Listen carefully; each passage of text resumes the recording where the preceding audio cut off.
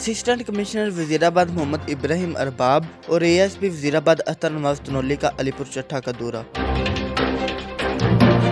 Municipal committee کے office میں محرم الحرام کے دوران سیکیورٹی کے انتظامات کا جائزہ۔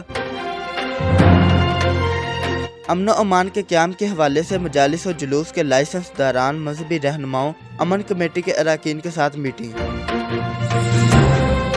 میٹنگ کے دوران تمام لائسنس داران کے ساتھ محرم الحرام کے حوالے سے مختلف امور پر مشاورت۔